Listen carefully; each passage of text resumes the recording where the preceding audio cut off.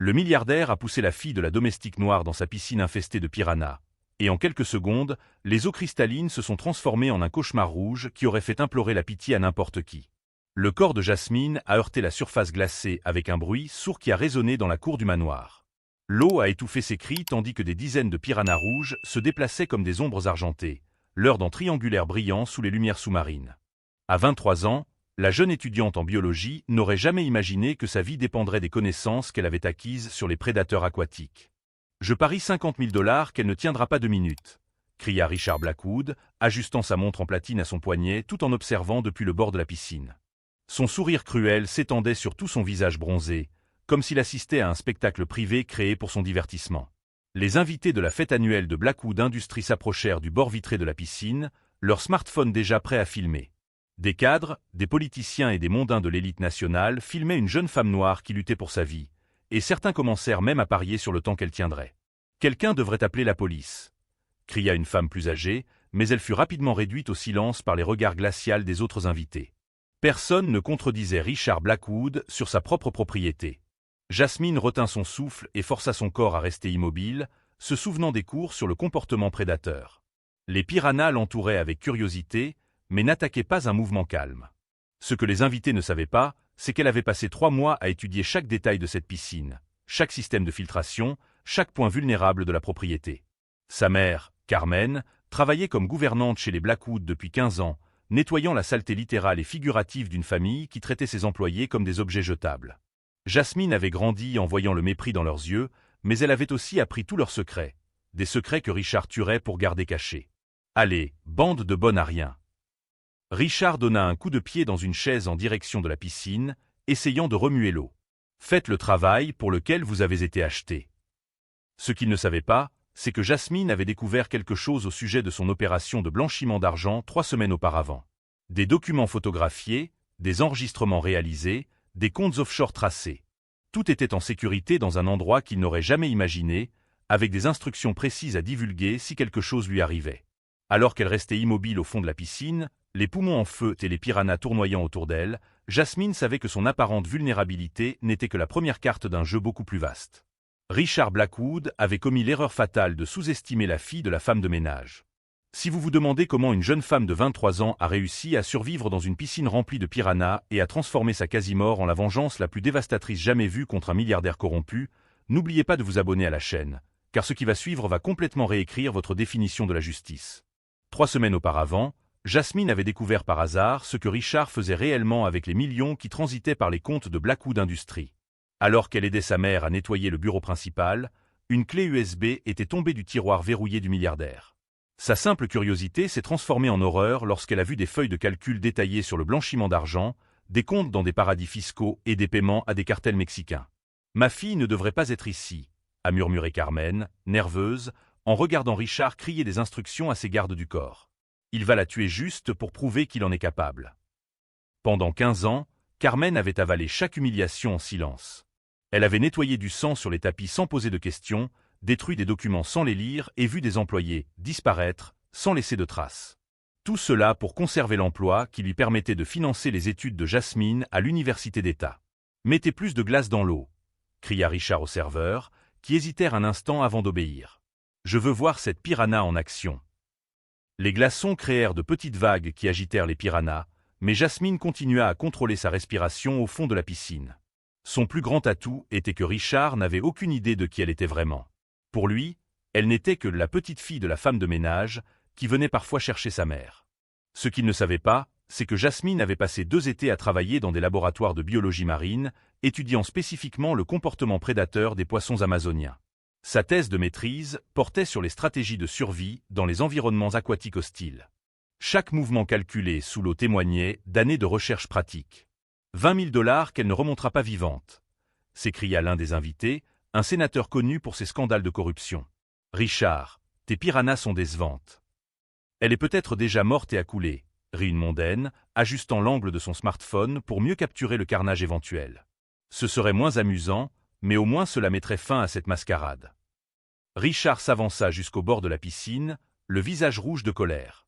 Ce n'était pas la démonstration de puissance qu'il avait prévue pour ses invités influents. Il leur avait promis du divertissement, et une mort rapide ruinerait toute sa réputation d'hôte créatif. « Carmen !» hurla-t-il en repérant la gouvernante parmi les employés terrifiés. « Votre fille inutile est en train de gâcher ma fête. Quand elle sera morte, vous aurez deux options, nettoyer le désordre ou la rejoindre. » Carmen ferma les yeux, des larmes coulant silencieusement sur son visage. Elle connaissait Richard depuis 15 ans, elle savait exactement de quoi il était capable. Elle l'avait vu ordonner des tortures pour des raisons moins graves qu'une fête gâchée. Sous l'eau, Jasmine entendit chaque mot étouffé. La menace contre sa mère déclencha une rage contrôlée qu'elle canalisa dans sa stratégie de survie. Richard avait commis 2 erreurs fatales. Sous-estimer complètement son intelligence et menacer la seule personne au monde qu'elle aimait inconditionnellement. La clé USB contenant toutes les preuves était en sécurité dans l'appartement de son professeur directeur, accompagné d'instructions spécifiques pour contacter le FBI si quelque chose lui arrivait. Mais Jasmine était allée au-delà des preuves numériques.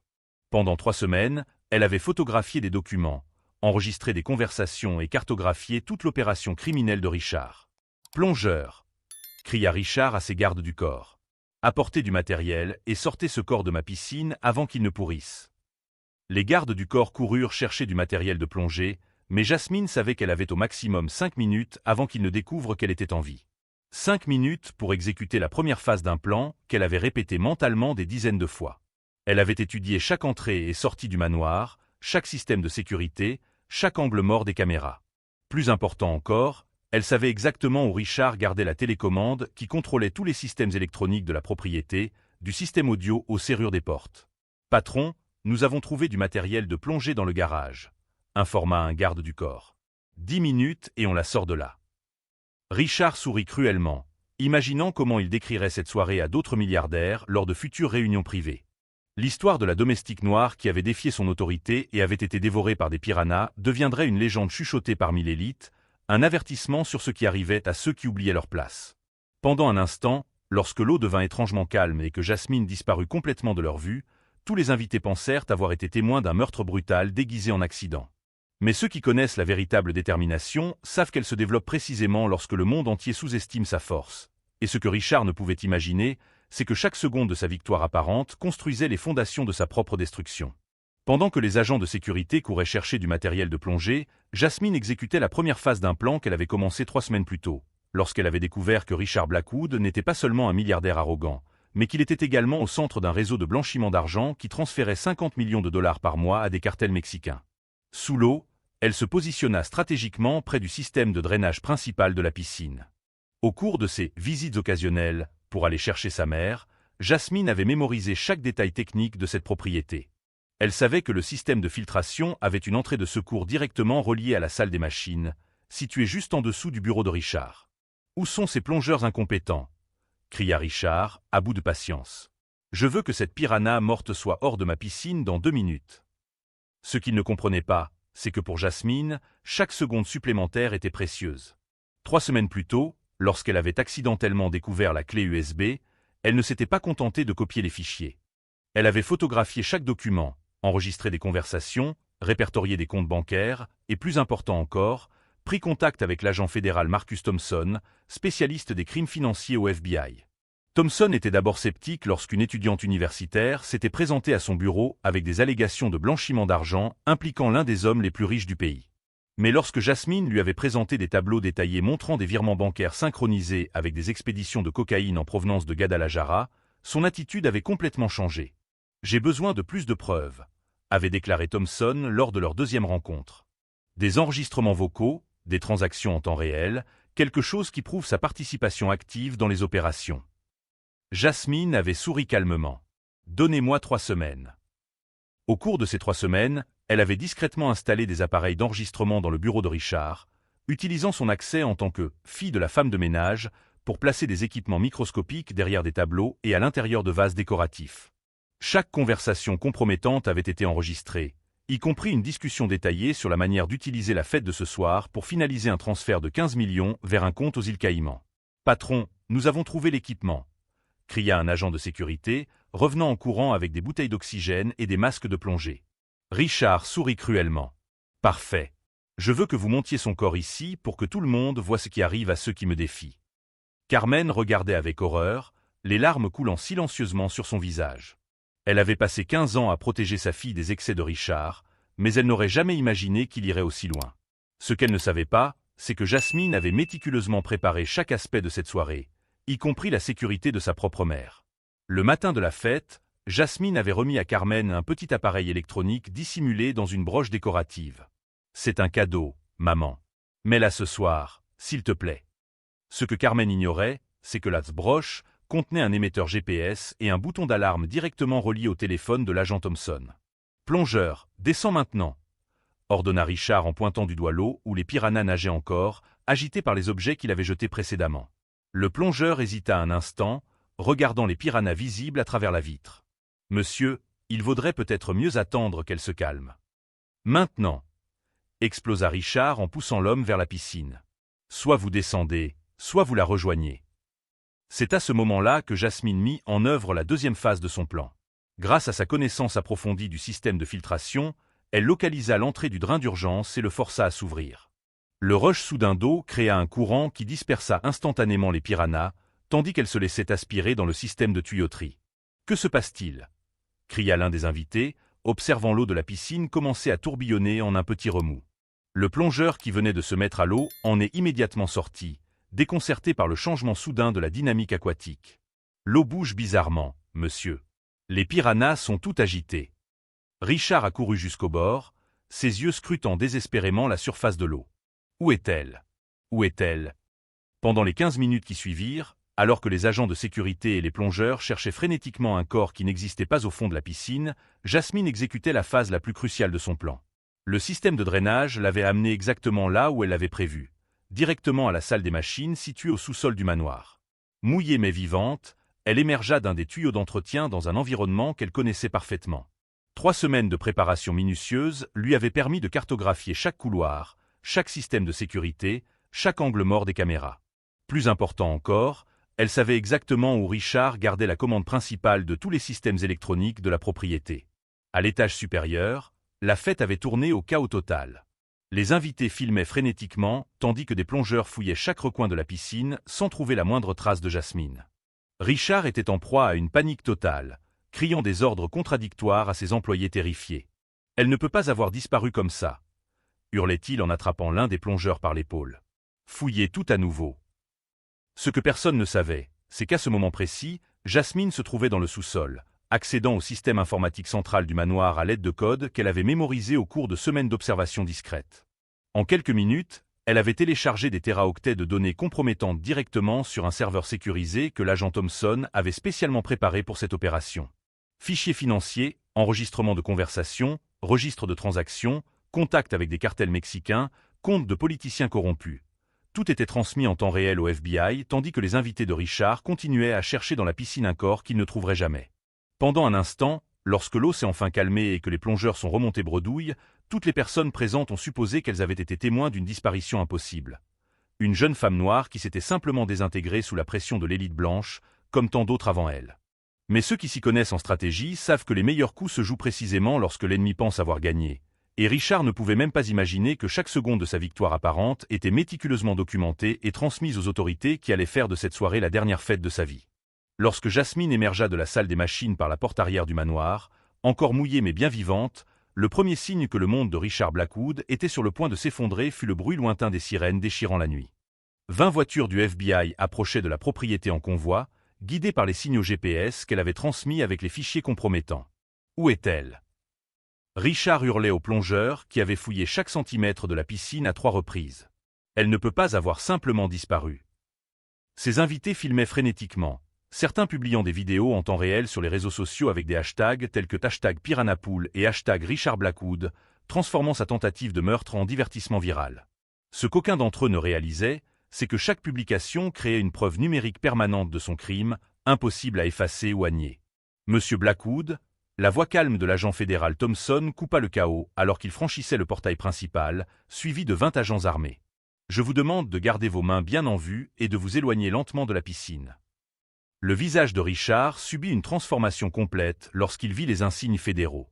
Le sourire cruel disparut, remplacé par une expression de panique qui fit instinctivement reculer plusieurs invités, comme si sa proximité pouvait les contaminer par association. « C'est une propriété privée », balbutia Richard, sa voix perdant toute l'autorité dont il avait fait preuve quelques minutes auparavant. Vous n'avez pas le droit d'être ici. Thompson sourit en sortant un document plié de la poche intérieure de son blazer. En fait, si. Un mandat de perquisition et de saisie basé sur des preuves de blanchiment d'argent, d'association de malfaiteurs et de tentative de meurtre. Les preuves ont été transmises à nos serveurs il y a exactement 17 minutes. C'est à ce moment-là que Jasmine apparut sur la terrasse arrière, marchant calmement vers le groupe réuni autour de la piscine. Sa présence provoqua une vague de murmures choqués parmi les invités, certains baissant leur téléphone, incrédules. « Impossible !»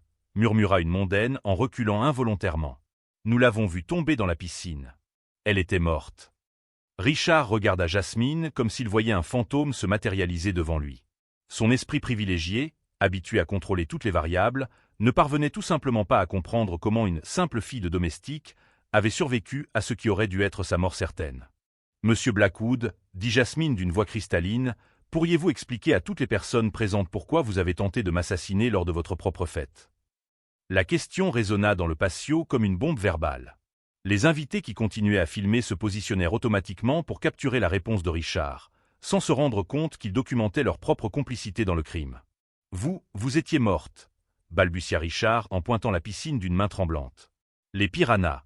Je vous ai vu tomber. » « Ah, vous faites référence à la tentative de meurtre qui a été diffusée en direct sur les réseaux sociaux par vos invités. » Intervint Thompson en faisant signe aux agents qui commencèrent à confisquer les téléphones des personnes présentes. « Nous avons plus de 40 angles différents du même crime, Monsieur Blackwood. Y compris votre confession sur les opérations de blanchiment d'argent que vous avez crié alors que vous étiez dans l'eau. » Le visage de Richard pâlit complètement lorsqu'il comprit l'ampleur de sa situation. Pendant sa panique dans la piscine, il avait avoué suffisamment de crimes pour garantir des décennies de prison, le tout enregistré en haute définition par des personnes qu'il avait personnellement invitées à assister à ce qu'il pensait être son moment de triomphe absolu. « Agent Thompson, dit Jasmine en sortant un petit appareil d'enregistrement de sa poche, voici les aveux supplémentaires que j'ai captés au cours des 20 dernières minutes, alors qu'il croyait que j'étais morte. Des détails sur des comptes offshore, les noms de politiciens corrompus, les calendriers des transferts vers les cartels mexicains. » Les yeux de Richard s'écarquillèrent d'horreur absolue. « Vous avez enregistré tout ce temps. » Jasmine sourit pour la première fois de la soirée, un sourire qui ne reflétait pas la cruauté, mais la justice enfin rendue. « Monsieur Blackwood, pendant 3 semaines, j'ai étudié chaque système de cette propriété. Pensiez-vous vraiment que me pousser dans une piscine suffirait à faire taire quelqu'un qui a un master en biologie marine aquatique ? Mesdames et messieurs, annonça Thompson aux invités stupéfaits, toutes les personnes présentes qui ont filmé ou parié sur la mort de Jasmine Moore seront citées à comparaître comme témoins. Vos appareils mobiles contiennent des preuves cruciales pour les poursuites pénales contre Richard Blackwood. » Une vague de panique parcourut le groupe d'élite. Les personnes qui, quelques minutes auparavant, s'amusaient à l'idée d'être témoins d'un meurtre, réalisaient désormais que leurs propres enregistrements faisaient d'eux des complices documentés du crime. « J'ai des droits !» s'écria Richard désespérément. « Des avocats. L'immunité diplomatique. Des relations politiques. »« C'est drôle, » répondit calmement Jasmine, « c'est exactement cette attitude qui vous a poussé à avouer tous ces crimes en public. Votre arrogance a été votre pire ennemi, Monsieur Blackwood. » Thompson fit signe à ses agents, qui s'approchèrent de Richard avec des menottes. « Richard Blackwood, vous êtes en état d'arrestation pour tentative de meurtre, blanchiment d'argent, association de malfaiteurs, corruption d'agents publics et exploitation d'une entreprise criminelle continue. » Alors que les menottes cliquetaient à ses poignets, Richard regarda désespérément ses invités, cherchant un signe de soutien ou de loyauté. Mais les visages qui le regardaient maintenant ne montraient que le même mépris qu'il avait manifesté à Jasmine tout au long de la soirée. « Carmen » appela Jasmine, repérant sa mère parmi les employés terrifiés, « tu ne travailles plus ici. » Plus jamais.